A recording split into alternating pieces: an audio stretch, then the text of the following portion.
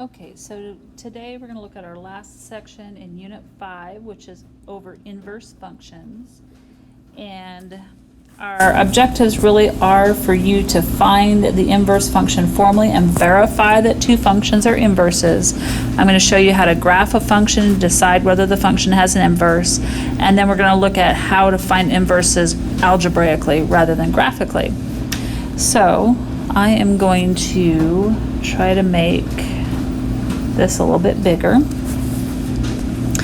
So if we're looking at this notation, if you recall from Algebra 2 and Algebra 1, this notation means the inverse function of f. And if you recall, an inverse is just the switching of x and y. So if I have a list of ordered pairs, as we have right here, so if I have a list of ordered pairs, remember to get the inverse, you just switch the x and y, and from 4, 3, you get 3, 4.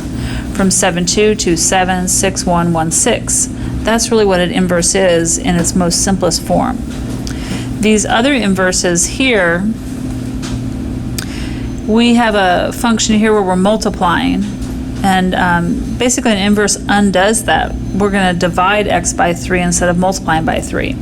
If we're subtracting 6 from x, we're adding 6 to x. And then the other thing I want you to remember is that the domain of the original function will become the range of the inverse function and vice versa. So if I find the domain here is all real numbers, then the range, because the domain is my x values, so then that becomes my range, my y values on my inverse. So if I can find my domain and range on my original function, then you're just going to switch that to get the domain and range on your new function.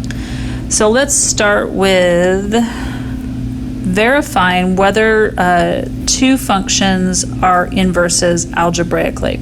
So we're going to start off with, because right now you don't even know how to find the inverse of this. I mean, technically you could find the inverse of this and compare it to this, but it's easier to use compositions. So if I were you, I would write yourself a note. Whoops, it's not what I wanted to write. All right, so I did not mean to, somehow I got switched to my other page. All right, so we're going to use compositions. All right, so first things first, we're going to find f of g of x, because you're good at that. So we're going to use a skill that we've had before. So I'm going to take the f function right here, and wherever there's an x, I'm going to put big parentheses. So I have 2 big parentheses cubed minus 1. Then I'm going to take the g function and put the whole thing in here. So my g function is the cube root of x plus 1 all over 2. So remember, we can't multiply this 2 in here until we've cubed this. And whenever we have an index here of 3 and we're raising it to the same power, the radical disappears and we're left with whatever is underneath the radical. So I end up with 2 times x plus 1 over 2 minus 1. Then from here, the 2's will cancel, and you're going to be left with x plus 1 minus 1, and then your 1's are going to cancel, and you're going to be left with an x, and that's what we're looking for. To determine if two functions are inverses of each other, I can find the composition of one function to another, and if it turns out to be x, they could be inverses of each other. I also need to find the reverse composition, so I need to find g of f of x. Both of these compositions, both f of g of x and g of f of x, both need to come out to be x in order to verify that these are inverses of each other. If they are inverses of each other, the math isn't that difficult. You'll find out. So then I'm going to take the g function, which is the cube root of, instead of an x, I'm going to just put a blank, so something plus 1 over 2. So I'm going to take the f function right here and put it here. So the f function is 2x cubed minus 1. So as you can see inside here, I'm going to start to simplify. I can't cancel these 2's because I have addition subtraction outside of parentheses. But the 1's will cancel. And I end up with the cube root of 2x to the third over 2. Now these 2's can cancel. And I have the cube root of x cubed, which is x. So since both of these have a value of x, we can determine that they are indeed inverses to each other.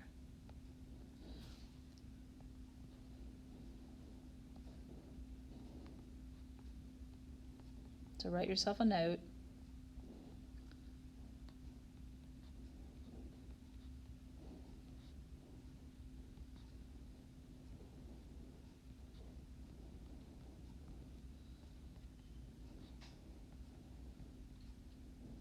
That's terrible.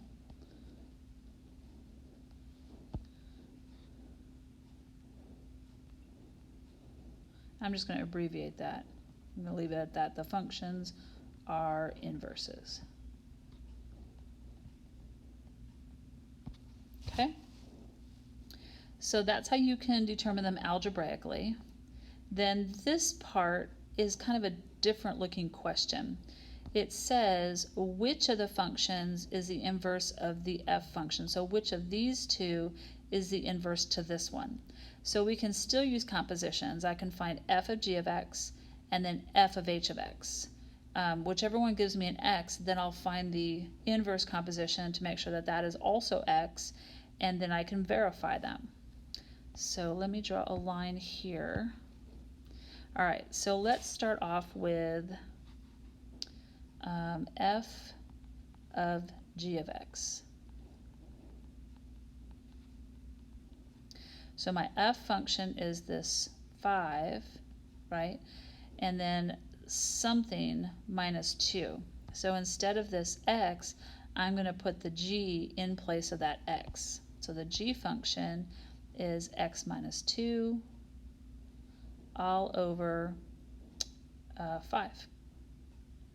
Now this one's kind of a bit of a pain, so it should be somewhat of a clue to you that it might not be an inverse, but I could make this into one fraction and then do keep, change, flip, or I could get rid of this fraction by multiplying top and bottom by a value of 1. Since the denominator here is 5, I'm going to multiply the top here by 5 and this entire denominator here by 5. So essentially I'm multiplying by 5 divided by 5, which is 1. So I'm going to give this a little bit of a facelift, but make the math here a little bit easier. So 5 times 5 is 25 over, and then when I multiply the 5 here to this fraction, these two 5's are going to cancel, and I'm going to be left with just the x minus 2. And then 5 times negative 2 is negative 10. So I end up with 25 divided by x minus 12. So since this did not simplify to x, I know that g of x and f of x are not inverses of each other. So then I'm going to try f of h of x. So let me draw a line here. So let's find f of h of x. So again, my f function is 5 over something minus 2. My h function is 5 over x plus 2. Well, this time, the plus 2 and the minus 2 can cancel, so those will cancel out, and I'm left with 5 over 5 over x. Now remember, you can do keep, change, flip. So anytime you have a fraction and a fraction, so I've got 5, and I'm going to put the 5 over 1 So this 5 became 5 over 1, and then this division bar is going to become multiplication, and then I'm going to flip that fraction in the bottom to its reciprocal. And so now you can see that these 5's cancel, and we do indeed get x, which is one of the things I was looking for. Just to verify, I need to find h of f of x. So h of f of x is equal to, now your h function is 5 over something and then plus 2 off to the side. So my f function is going to go, this f function is going to go in here. So my f function is 5 over x minus 2. So I can't cancel these this time, but I can take care of this because I have a fraction and a fraction. So what I think I'm going to do is I'm going to do keep change flip on that top. So I've got 5 over 1 times, then instead of division I'm going to do multiplication, which I already showed you here, and then the flip part I'm going to flip this fraction. So I've got x minus 2 over 5, and then don't forget about the plus 2. So the plus 2 came from here. So now these 5's are going to cancel. So cancel, cancel. And I end up with x minus 2 plus 2. And now these 2's will cancel. And I do indeed get an x. So therefore, I do know for sure that f of x and h of x are inverses.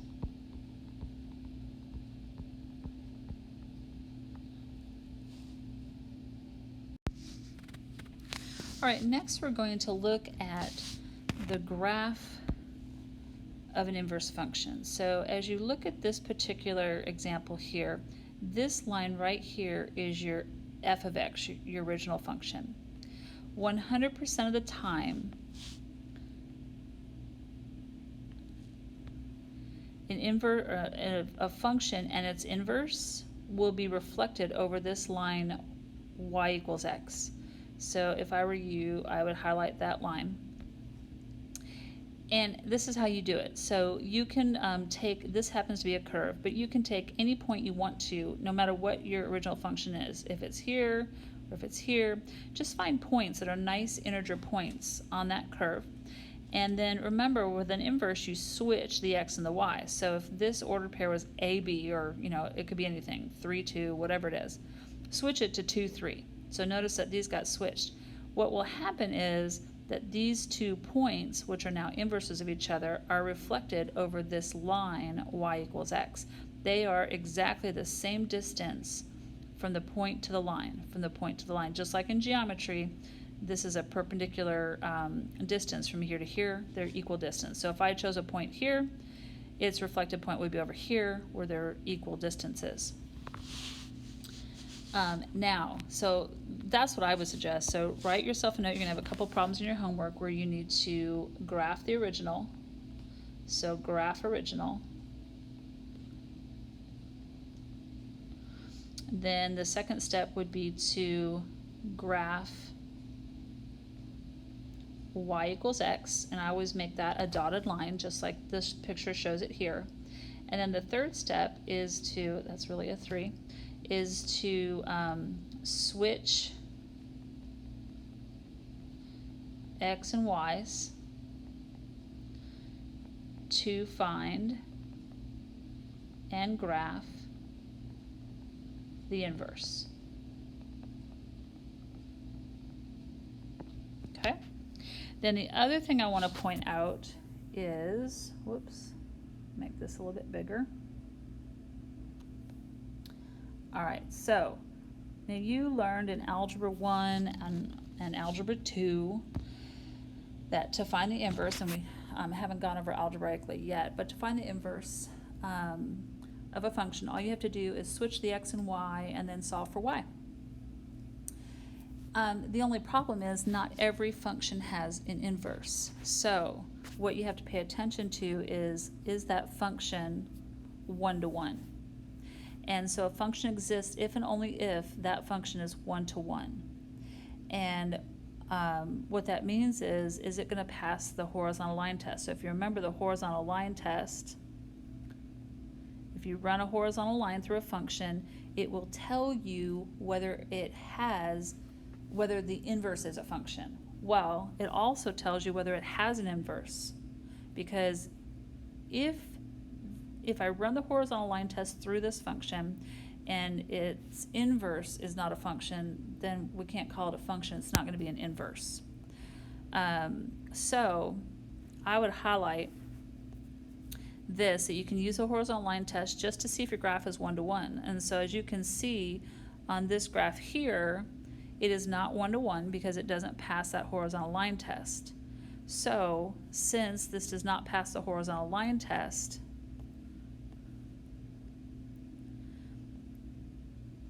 you are not going to have an inverse. So as I said, the inverse exists if and only if the function is one-to-one. Well, if the function is not one-to-one, we don't have an inverse, you're not going to find it. So as you're trying to determine what the inverse of a function is, you're going to want to first apply the horizontal line test to determine if your function even has an inverse, because if it doesn't pass this horizontal line test, you're not even going to try to find the inverse. All right, so let's go find them algebraically. All right, so here are your steps to finding your inverse algebraically. So just as we talked about, you're going to use that horizontal line test. So use the horizontal line test to decide if f even has an inverse. If it doesn't, you're not going to do any of this. Then just as you learned in Algebra 2, you're going to replace f of x with y. Then you're going to switch your x and y, and you're going to solve for y. Finally, you'll replace your y equals with f to the negative 1 of x, because that's your notation that indicates that what follows is an inverse function. And then if I were taking a test, and only if I were taking a test, I would verify that the original function and what you found as the inverse are inverses by finding their compositions. Remember, if their compositions both equal x, so there's your x and there's your x, then they are inverses of each other. But I would only do number 5 if and only if I was taking a test. So there you go. So let's look at how to do these algebraically. All right, so the first thing I would do would be to just sketch a quick graph of this. Now, you shouldn't need a calculator for this. X is to the first power. I'm going to break apart this fraction because it's kind of ugly into, can't I break this into 2 fractions? 5 halves minus 3x over 2. And that seems to remind me of something that looks like f of x is equal to negative 3 halves x plus 5 halves. The reason why I point this out, isn't this in slope-intercept form? Y equals mx plus b. So this is actually the equation of a line. This is the equation of a line. So if it's the equation of a line, step 1,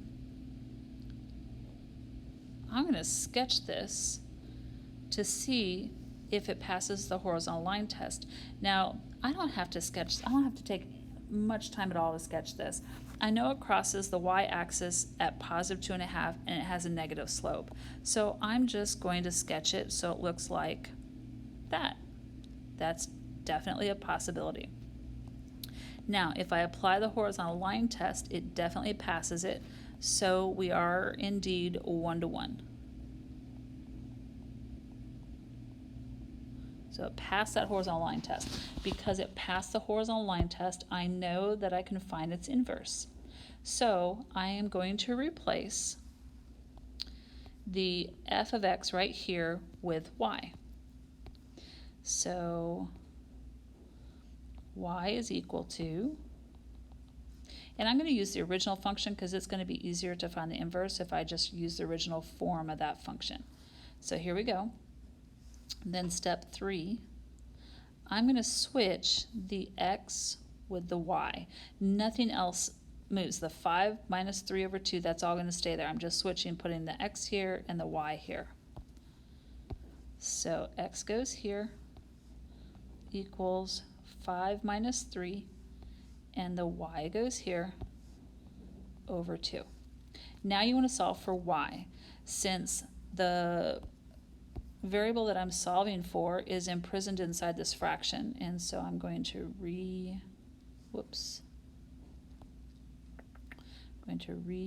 this so that we can see it. All right, so I need to get that 3y by itself, so I want to multiply both sides by 2 to break apart that fraction. So I get 2x is equal to, these 2's are going to cancel, so I get 5 minus 3y, and then I'm trying to get this by itself, so I'm going to subtract 5, and I'm going to put my y on the left, so negative 3y equals 2x minus 5.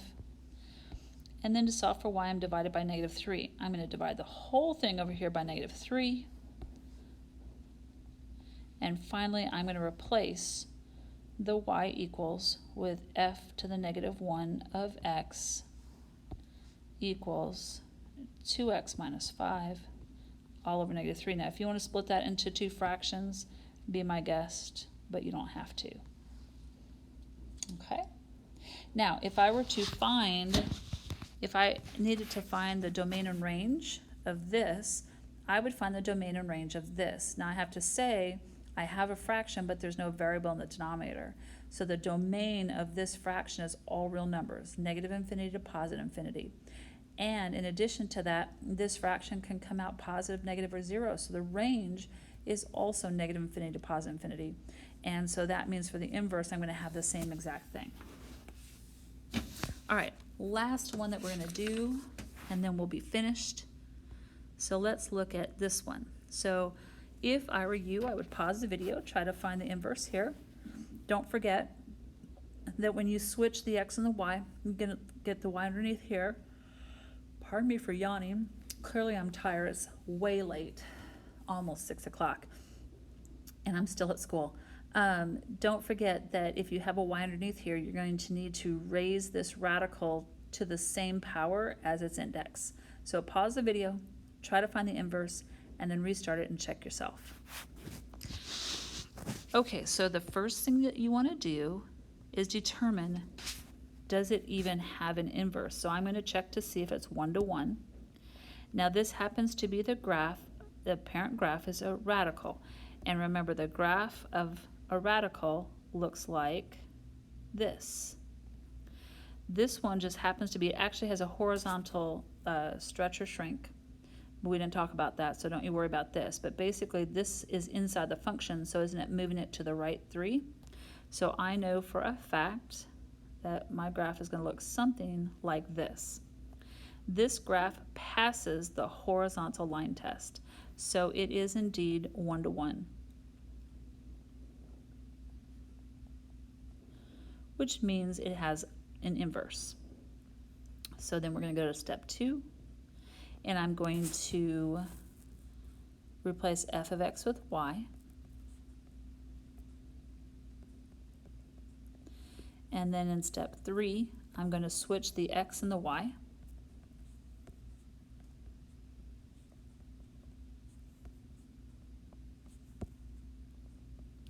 And I'm going to solve for y. Because my y is underneath the radical and the index is 2, I'm going to square it. What I do to one side, I have to do to the other. So I end up with x squared is equal to 2y minus 3.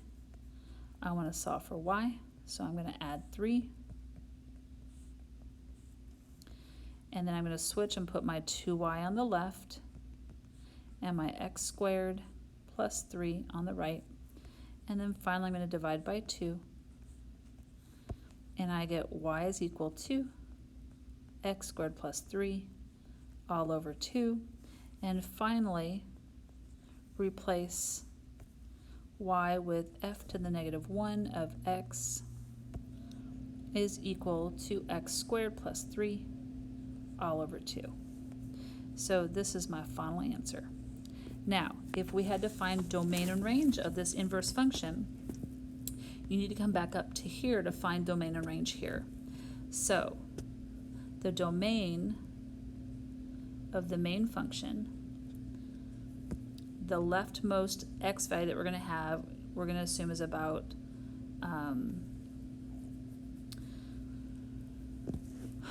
well, x is going to have to be, if you solve this, remember because we have a restriction here, solve this and set it greater than or equal to 0. So if I set that greater than or equal to 0 and solve for x, I'm going to get 3/2. So that means that this value right here is really at 3/2. It's partly because it had a horizontal shrink, but we didn't talk about that. Don't let that bother you. But the domain of the function is going to equal, whoops, I want green, is going to equal, we're going to start at 3/2, and we're going to include 3/2, and we're going to go to positive infinity, because as you look at the graph, we start here at 3/2 and we go forever. So this is our domain. Then our range, you can see just from looking at the graph itself, if I plug 3/2 into this function, which is my lowest domain value, I'm going to get 0. The square root of 0 is 0, and you can see right here that's your highest y value to infinity. So my range is going to include 0, and it's going to go to infinity. Then to find the domain and range of your inverse of f to the negative 1 equals, and your range of f to the negative 1, all you have to do is reverse these. So this range becomes our domain. So because our original function was highly restricted, and then this domain becomes our range here. So I get 3/2 to infinity. I know that if you were to graph this, it's going to look like a parabola because of the x squared. But we have to restrict the domain to from 0 to infinity, and then the range will get restricted from 3/2 to infinity when that's restricted. We have to do that because we restricted this original. And if I were to draw in my line of reflection across here, I'm not going to get a full parabola. I'm going to get a partial parabola that looks like this. Well, that was a terrible drawing. And if I go to erase it, I'm going to erase other things that are on there. Well, no, that wasn't too bad. So I'm trying to draw this without touching the graph, but it's going to look something like that, where this is equal distance from this. So one's going to go this way and one's going to go this way. And that definitely doesn't look like a parabola, but that's because we've restricted the domain and range. So that the easiest way to find your domain and range of your inverse is to look at the domain and range of your original and just switch them. You're done. Good luck on your homework. Let me know if you have any questions.